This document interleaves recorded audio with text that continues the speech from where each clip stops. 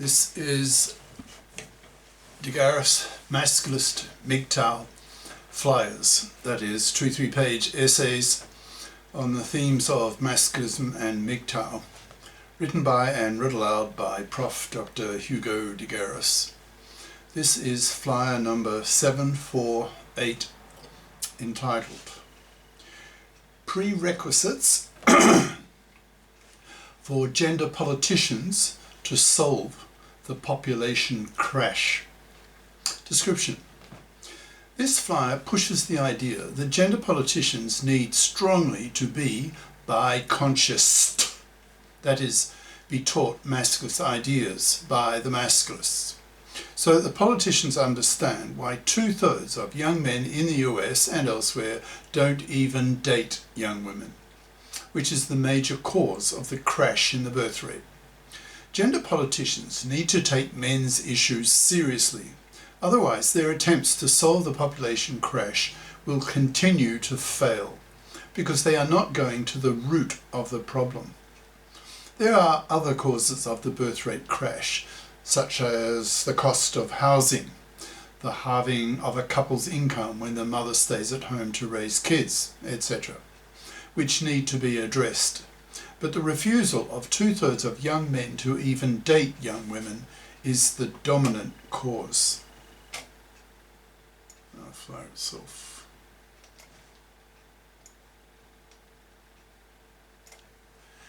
Prerequisites for gender politicians to solve the population crash, by Prof. Dr. Hugo de Garis. Email profhugodegaris@yahoo.com. Website profhugodegaris.wordpress.com. The greatest of existential threats that humanity is currently facing is not a nuclear holocaust nor global warming, both of which humanity could probably survive, but the population crash. If humanity continues to reproduce at a rate that is substantially below the replacement rate of 2.1 children per woman, then with mathematical certainty we will wipe ourselves out. So it is critical that politicians address this most critical of issues.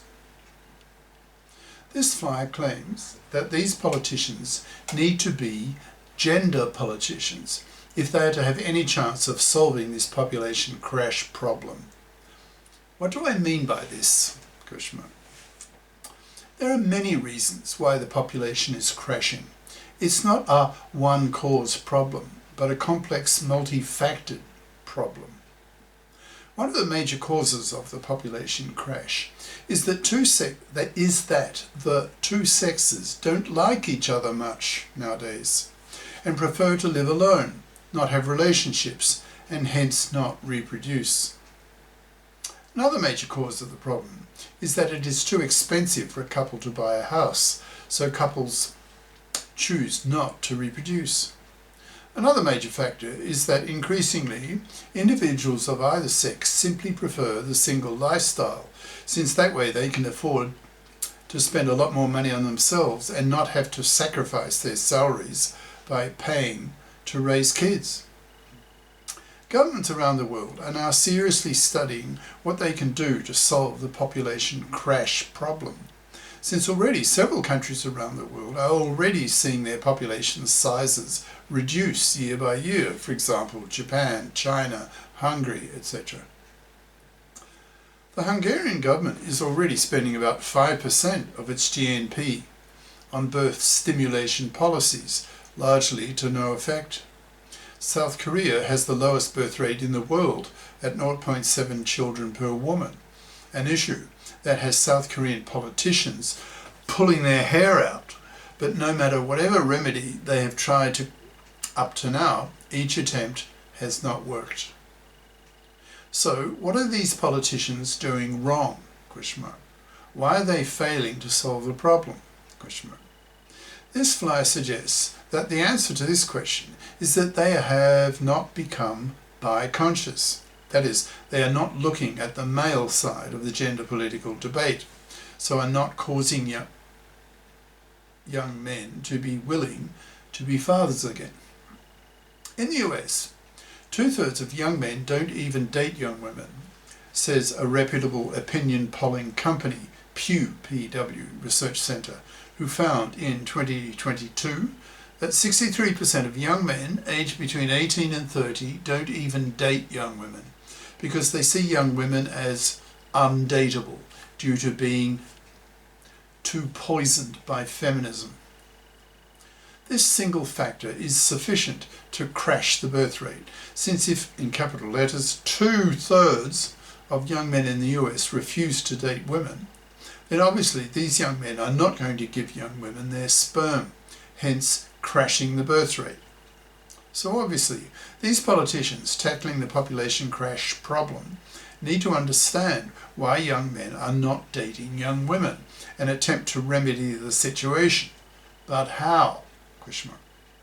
For me, as a masculist, the obvious answer is for these politicians to learn some masculism so that they understand why young men so dislike young women, that they are prepared to give up sex and female companionship rather than have to cope with young women's current feminist influence attitudes towards men. Feminism has had a monopoly over gender politics for about 6 decades now, since Betty Friedan published her famous book, The Feminine Mystique, which launched the second wave of feminism, pushing women into the workforce as a reaction to the ennui felt by upper middle class American housewives who asked themselves, female voice, "Is this all?" When reflecting on their staying at home, rotting in suburbia, when their two kids were off to kindergarten and school, having too much time in their hands, feeling terribly bored and unfulfilled. When millions of upper middle class women poured into the workforce, they bumped up against conservative men who did not like the presence of women in their daily work environment and pushed back. This in turn resulted in a growing resentment on the part of these now careerist-oriented upper middle class women who came together to form the second wave feminist movement, who a decade later had changed the gender laws to make them a lot more favourable to women. For example, equal pay for equal work, equal access to the professions, fault-free divorce, takeover of the divorce courts, the abortion right, women's studies in universities, etc. A wave of feminist consciousness swept over upper middle class women who started writing books and publishing articles in the mainstream press on feminist issues, which influenced the minds of billions of women. Since feminism was, for most of the past 6 decades, the only gender political game in town, it's not surprising that millions of young women became convinced that gender oppression is a one-way street, that women are the oppressed gender and men are the oppressors. This view that gender oppression is a one-way street caused young women to feel rather negatively towards young men, which soured relations between the sexes. Then, decades later, along came masculism, the male equivalent of feminism, but for men, an ideology that pushes for the liberation of men against the many ways that women oppress men. For example, women's manslavery, women's divorce rape, women's forced fathering, etc. The problem with masculism is that its ideas have not yet spread sufficiently to have had a significant impact on the public. Most people, most men, and certainly most women, have no idea what masculism is. This includes the politicians who are trying to solve the population crash problem. If these politicians have no idea why young men refuse to date young women, then it's not surprising that they have been very ineffective in solving the population crash problem. Young men do not want to have relationships with, in brackets, from their male perspective, close brackets, misandrist, male-dumping, feminazi cunts. Young women, being monoconscious, being well informed how men oppress women, which is what feminism has been teaching women for 6 decades, feel they have every right to be misandrist, since they feel men are gender criminals who commit horrible gender crimes against women, for example, rape, sexual harassment, domestic violence, patriarchy, misogyny, etc., yet know nothing about the reverse case. Feminism teaches women, in capital letters, nothing about how much worse women oppress men. For example, the big 3 mentioned above of women's manslavery, divorce, rape, forced fathering. So they do not have their monoconscious feminist anger at men for the ways that men oppress women cancelled by their female masculist anger at women for the much worse ways that women oppress men. So today's women regularly trash men in public for the ways that men oppress women, but are totally unaware, uninformed about how women oppress men, because they are totally clueless of masculist ideas.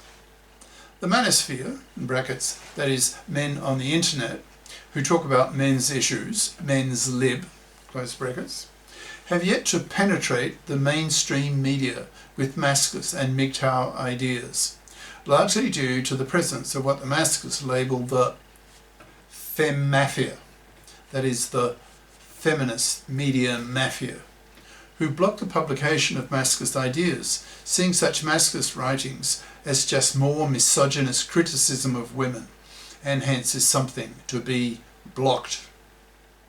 Since most journalists and media people today are female, it's not surprising that masculist ideas are having a very difficult time in breaking through to the general public via the media.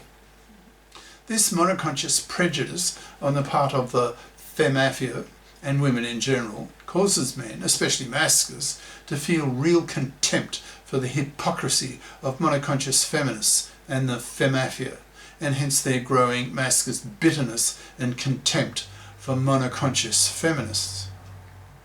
Thus there's a growing vicious circle that just continues to tighten rather than loosen, which is what would happen if society, particularly women and monoconscious feminists, became biconscious, and hence would be a lot nicer for men to be with, since a biconscious woman loses her monoconscious bitchiness towards men, because she sees that gender oppression is a two-way street, and that in fact women oppress men worse.